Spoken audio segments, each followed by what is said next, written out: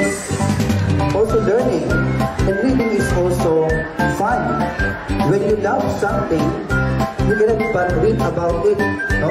And when you love something and you read about it, diba, natutuwa ka, na-excite ka, no?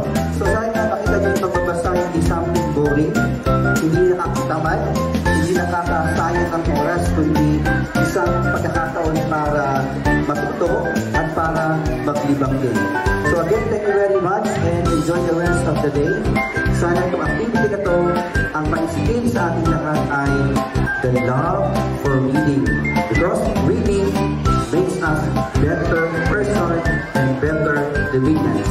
Cheers to the maroon and white.